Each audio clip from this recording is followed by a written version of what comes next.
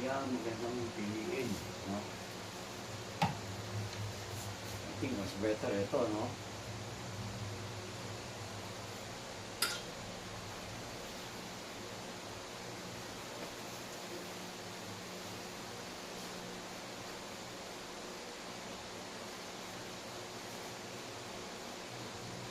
Okay na to, medyo maganda to, no? Kasi marami po eh.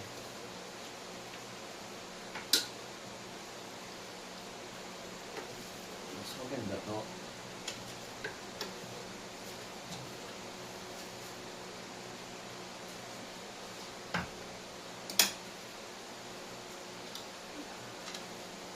Ko lang kung ano doon sa mga coat ko ang susuot ko eh. O?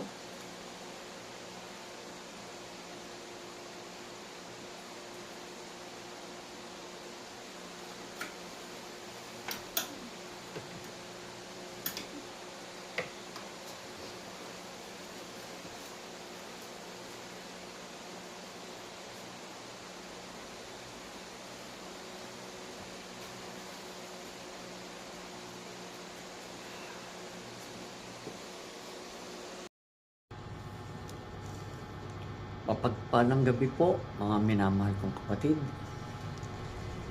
Ito po inyong lingkod, si Monsignor Father Jaime Vicente po. Isa na po ako ngayon na dati po akong Orthodox priest. Ngayon, lumabas na po ako sa bahay dasalan. Isa na po akong independent priest.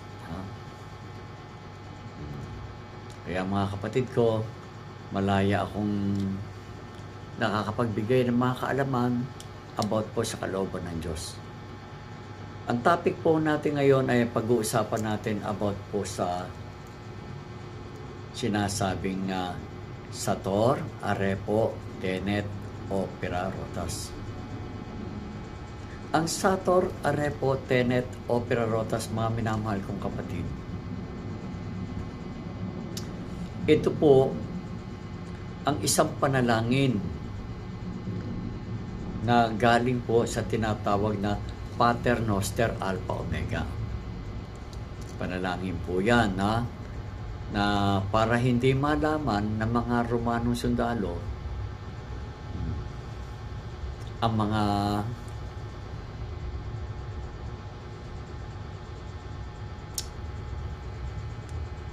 panalangin ng tao sa kanilang pananampalataya sa Diyos na tinatawag na Ama Namin, no? Our Father, yun po yun. Kasi po, lahat po ng mga nananalangin ng Our Father ay isang awit po ito, inaawit po. Pero alam na mga Romano sundalo na ang awit ng Our Father ng Ama Namin ay yun ang kanilang awit ng pananampalataya upang sambahin ang Diyos Ama sa langit. Nalalaman po nila yun. Como dineclare ni emperor ng isang emperador na sambahin sa Diyos. Liban sa kanya, pag sumamba hindi sa kanya sumamba ay ipapapatay. Kaya libo-libo po mga Kristiyano ang mga pinapatay. Matatapang po ang mga Kristiyano, talagang sa kanilang pagsamba, handa silang mamatay. Pero dumating din ang panahon na lumayo sila sa kapamahalan ng isang emperor at hiniling nila sa Ama na kung paano maitatago ang panalangin, no? Na hindi po nalalaman ng mga Romanong sundalo. Kaya ang mensahe, yung Pater Noster Alpha Omega ay parang puzzle po, buuin nila. Pero wala pong nakabuo, mga mahal kong kapatid. Walang nakabuo. Kaya dumating din ang oras, dumating yung panahon na isinulat ng Ama sa bato. Katulad ng ginawa niya sa tinatawag nating Ten Commandments. Nakakita sila ng madaling araw, mga around 3 a.m., nakakita sila ng isang bulalakaw na dire-diretso tumama sa bundok, no? Hindi naman po sinabi kung saan bundok yun. Basta, ang ibabaw ng bundok ay nagliliwanag. Katulad nung nangyari sa Mount Sinai na pinuntahan ni Moises. Ngayon, mga hindi pa nila pinapanik yun, pero nagtataka sila. Kada gabi, nagliliwanag yun. Kaya sinikap ng mga Kristiyanong panikin ang bundok. Nung nakarating sila sa bundok na yun, nakita nila sa isang puting bato. Puting bato. No? May nakasulat na parang umaapoy na sulat, no? Hindi humihinto yung apoy na nakalagay doon, Sator, Arepo, Tenet, Opera, Rotas. Hindi po nawawala yung ano na yun, yung apoy doon sa guhit, sa mga letra. Hanggang sa nangyari po, yung nakatanggap ng mensahe na i-assemble yung Pater Noster Alpha Omega, eksakto po. Eksakto yung pangyayari na yun. Kaya sinikap nila na makuha yung bato at maibaba, no? Maibaba. Hindi naman po kalakihan na tama lang po siguro ang laki po nun 1 square meter. Parang 3 feet lang po yun. 1 square meter po. Alam niyo naman po yung 1 metro kwadrado, kung tawagin, no? 1 metro. Ganun lang po kalaki yun. Ngayon, naibaba nila yon, nag-usap-usap sila sa kanilang mga inaawit po nila yung Sator, Arepo, Tenet, Opera, Rotas. Nakakaramdam po sila ng kakaiba sa kanilang sarili. Napakahiwaga po.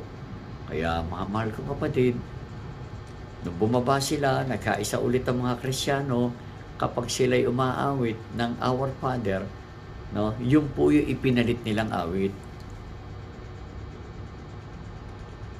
Hanggang sa hindi talaga matuklasan ng mga Romanong sundalo. Kaya ang nangyari po, parang nagdududa na ang mga Romano, pero pinaliwanagan nila. Yung awit na yun ay nakapagbibigay ng gaang ng loob ng tao, nakakapagpapagaling, at nakakapagpalayas ng masamang espiritu. Kaya ang nangyari po, marami sundalo, no, ng isang emperor na kumampi sa mga Kristiyano. Hanggang sa dinami-dami po, umabot na po ng daan-daan libo, no?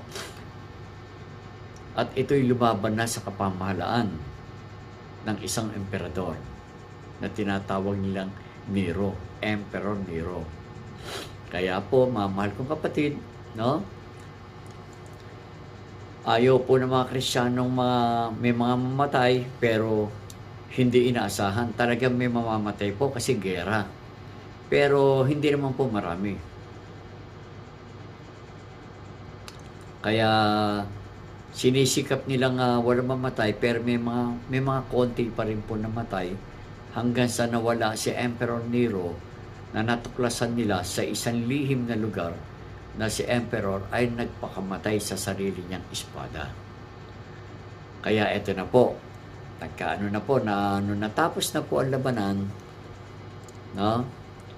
Muling kahit na po si Saul, sinabi niya nga, di ba? Humingi siya ng tawad sa mga Kristiyano. Sabi niya, inaamin ko, ako'y namumusong sa inyo.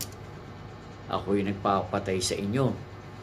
galit ako sa pamahalaan ng mga Kristiyano. Galit po siya sa simbahan. Pero sa paghihingi niya ng tawad na ang Panginoong Hesus nakausap niya, sa paghihingi niya ng tawad, talagang muling nanambalik ang kanyang kalooban, no, sa Diyos. Ngayon, bilang po sa kaalaman about po sa Sator po, no? Dahil ang testamentong ito, tatanggap ko po ito sa isang spiritual healer, no? Wala na pong babanggitin pangalan, no? Spiritual healer ng dating Pangulo, sabi nila, no? Ito po, pampito po siya.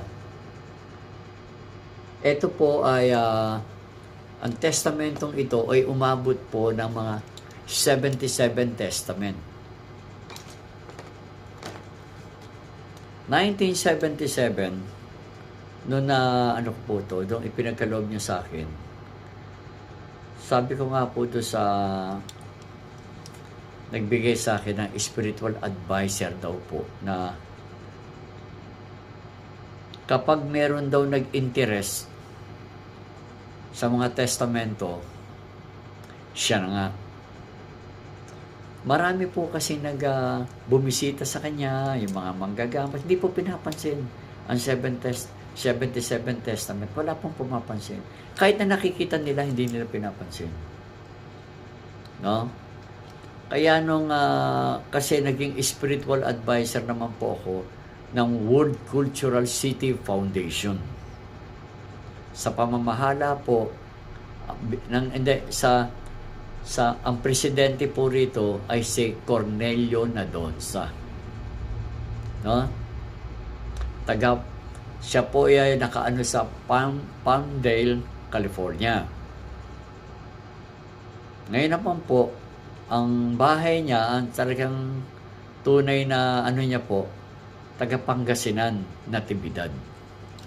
Yun po yung ano, sa pagsusumikap niya po na sa mga foundation, sa hirap po talaga ng pagsusumikap niya, hindi na po inabot ng kakayanan ng kanyang buhay. Hanggang sa nawala na po siya. Doon nawala siya, no? Marami po akong naging kaalaman, nadagdagan ng kaalaman ko about po sa mga healing. Hiniling ko po doon sa nagbigay sa akin, sino po ang magtuturo sa akin para malaman ko kung ano yan. Ikinuwento niya nga po na kung sino ang magkakagusto dyan, siya na nga, sabi. Siya raw. Kaya nagustuhan ko, kaya sabi ko, gusto ko po magkaroon ng kopya nito. Hindi, hinihintay ka niyan. Matagal ka nang hinihintay niyan. Sabi sa akin. Paano ko po malalaman ito?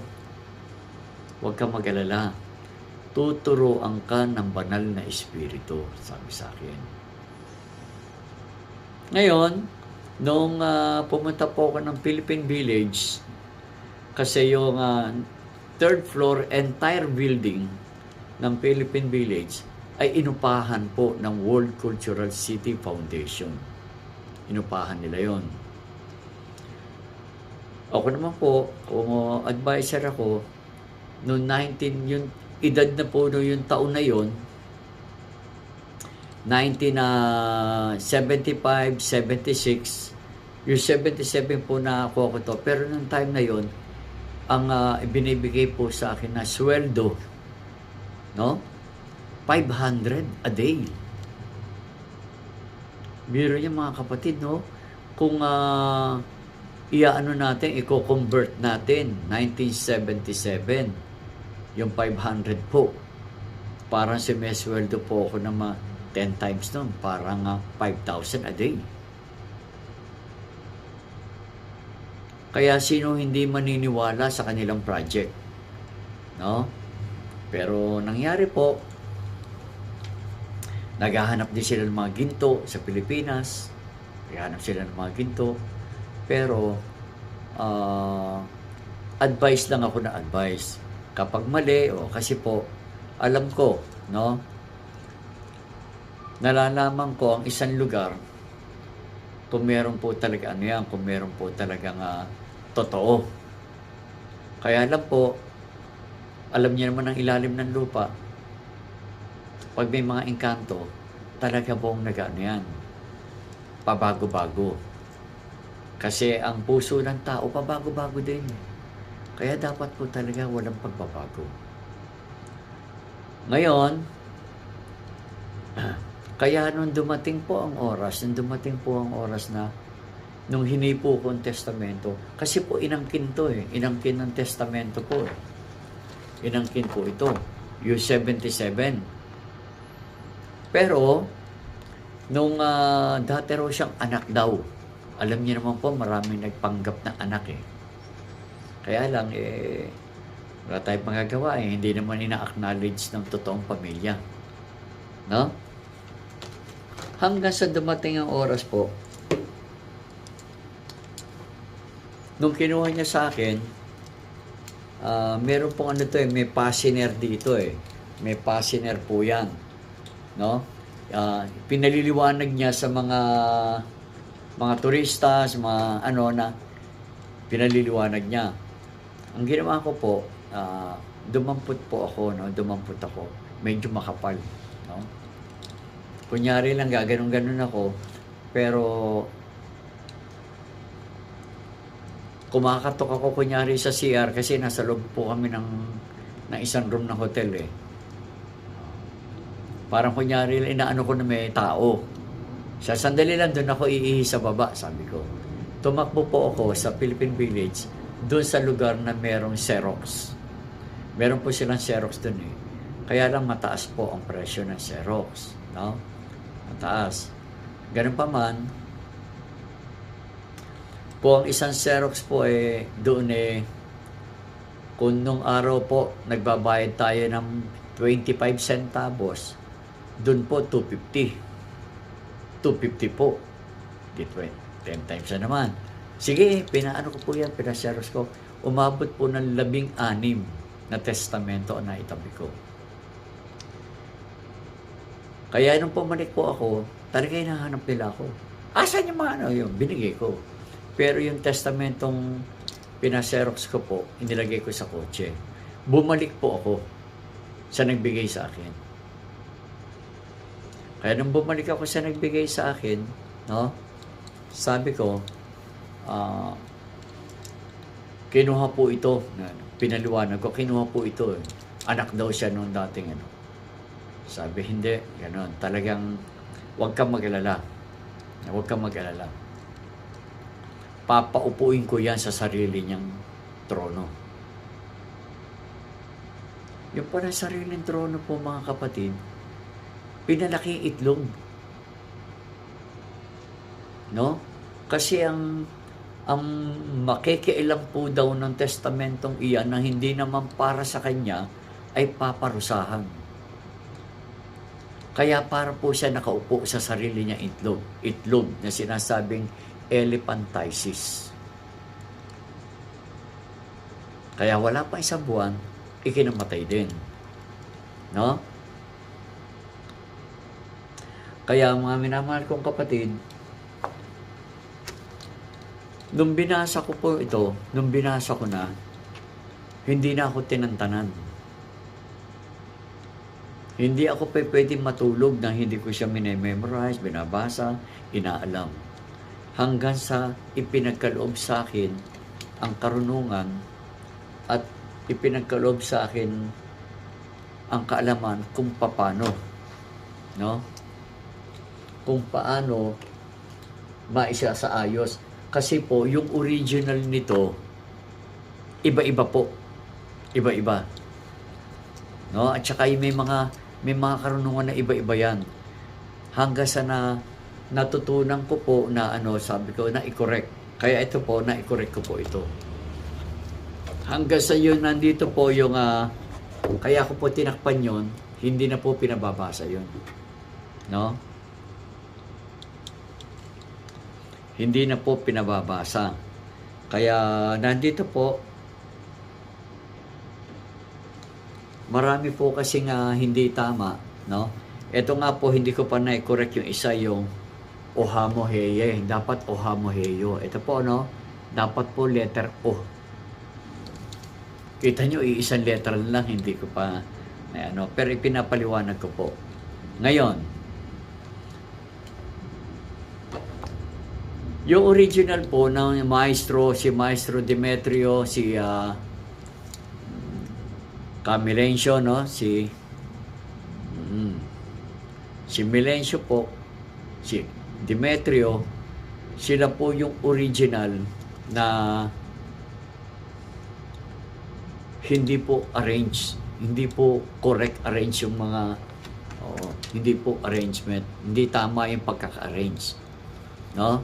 Ngayon po, nung nai-arrange ko po, naiayos ko po ito,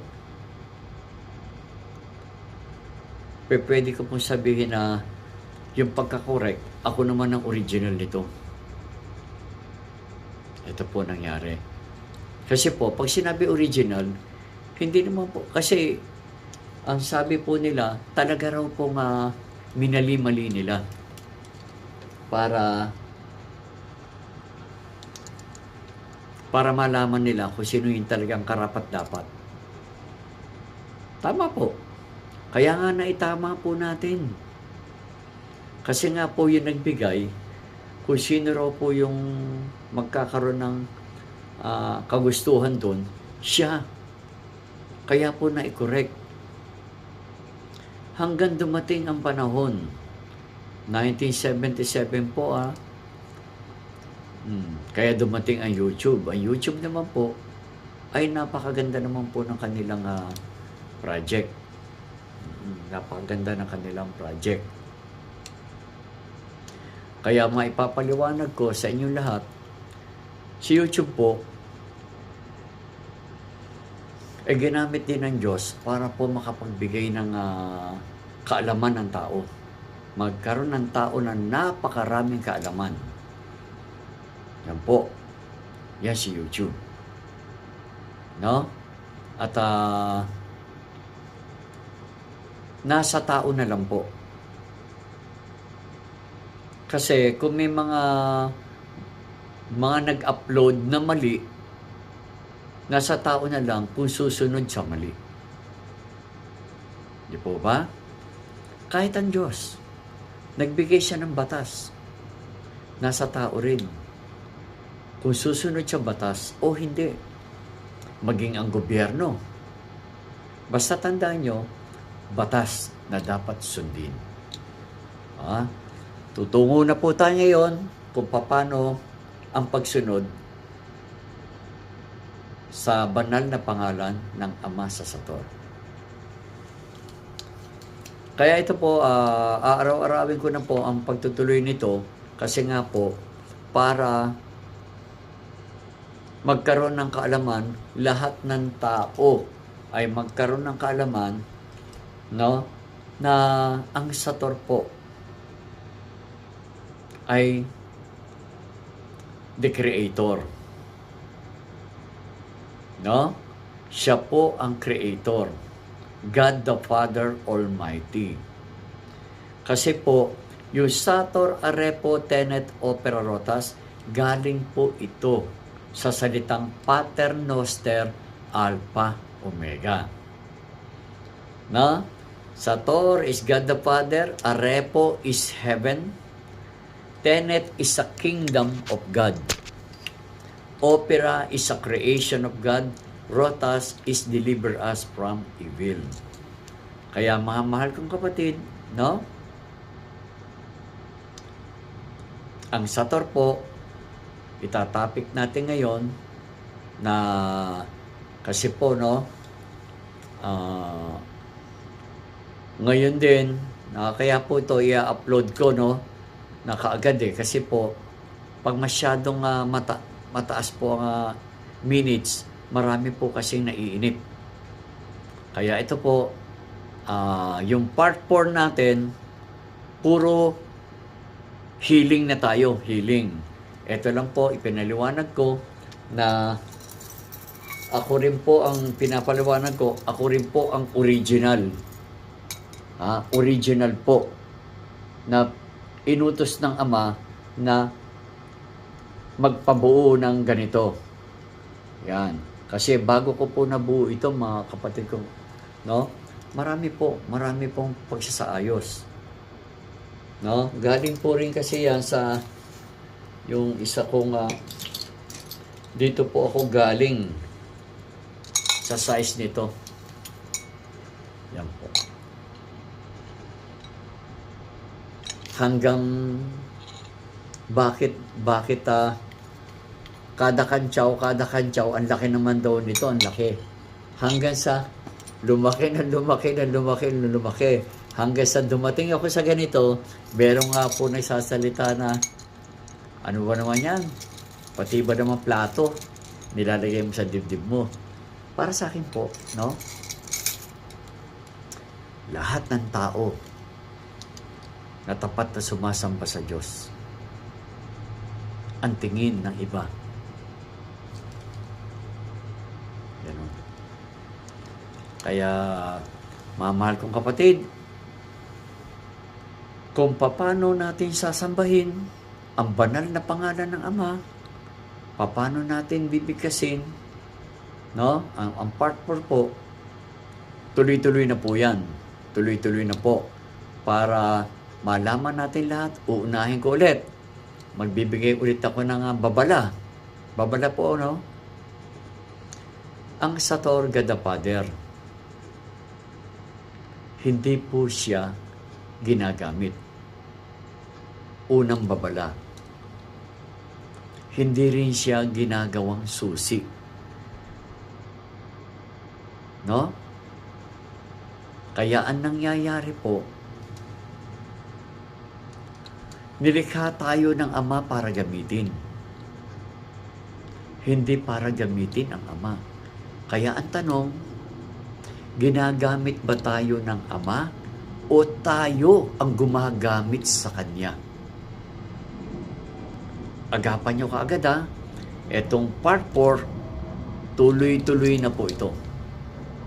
Ang pag-uusapan natin kung paano papahalagahan ang mga banal na pangalan upang tugunan ang lahat po, no, ng ating ninanais. Pagpapahalaga, paghiling, hihiling po tayo, hindi po tayo mag-uutos, no? Iba po yung humihiling, iba po ang nag-uutos, no? Kasi kapag humihiling ka,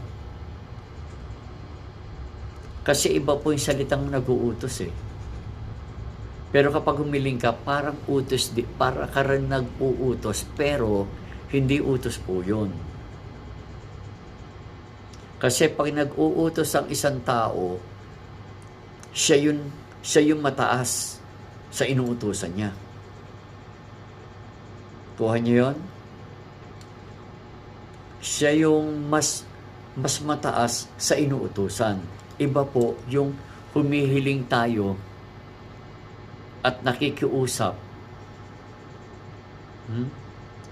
sa Amang Lumikha. Pagpalain po kayo lahat. Kita-kita tayo sa part 4.